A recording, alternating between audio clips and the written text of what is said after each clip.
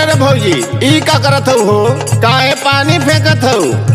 रंग नहीं खे फागुन के महीना में खाली देवरन के ऊपर पानी फेंकत तारू तो का करी? नहीं ऐसा मत कर। सुना सुनाव।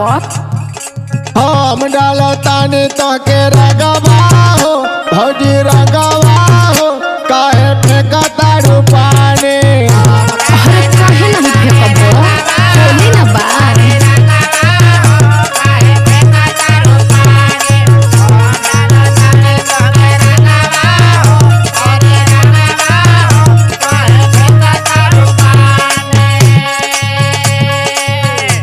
अरे फागुन में कुछ भौजाइयों को मजबूरी होला, तनी समझल कैली। काहे के करेला मन मानी हो, मन मानी हो देवरू बुझ परेशानी। अरे तो होली आइला त का करबो? अरे होली बात का से परेशानी बुझ।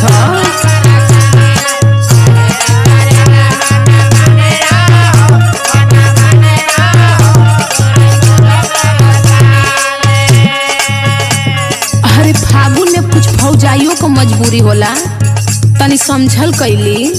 अच्छा तो ई बात बा, तब का? यही से पानी फेंकत हो। तब का? लेकिन सुना सुनाव। चढ़ जाला जहिया ले फागुन के महीना। हर तक का हो जाला?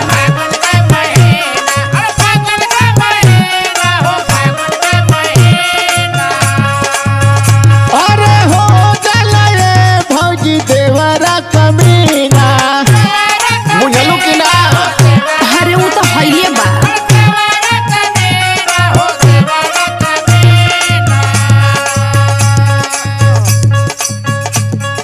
चढ़ जाला जहिया ले फागुन के महीना हो जाला रे भौजी देवरा कमीना। अरे वो तो हइये बा। अरे बुढ़ावन के चढ़ेला जवानी हो, अरे जवानी हो काहे फेंकतारू पानी? अरे फेंकबे न करम।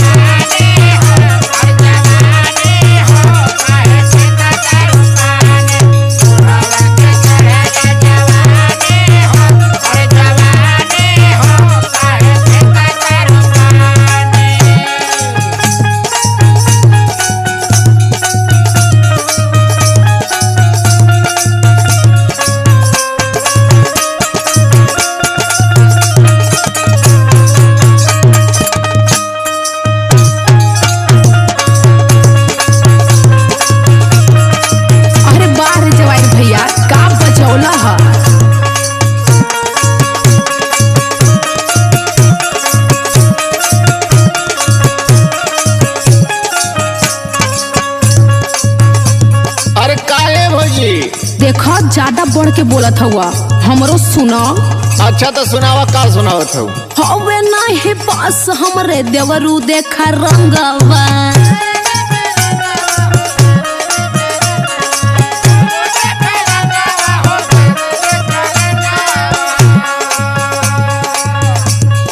कुल रंग खेल गईली पिया जी के संघवा।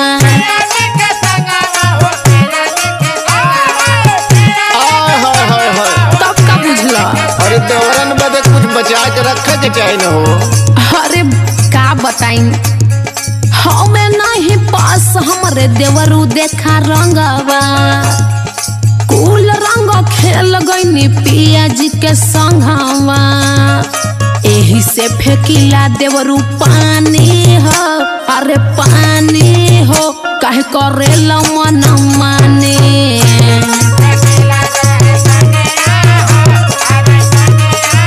नहीं तो ठीक बा, खूब पानी फेंकला जितना तो के फेंकत बना।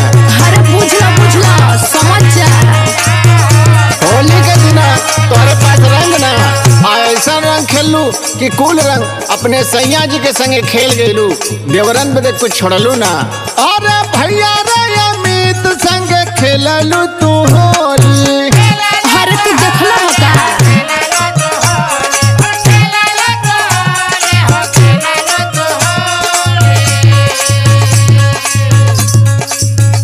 अरे मनोज देवरवा से करे लुटी ठोली।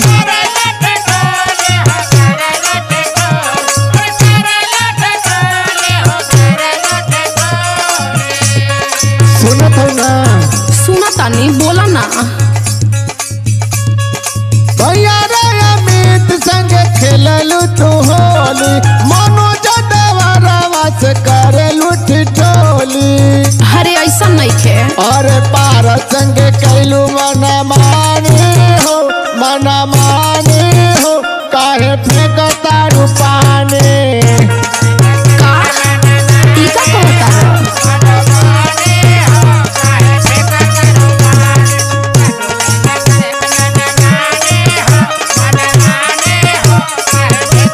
काहे के करेला मन मानी हो देवरू बुझ परेशानी। हम डालतानी तोहके रगवा हो भौजी रगवा हो काहे फेंकतारू पानी। काहे के करेला मन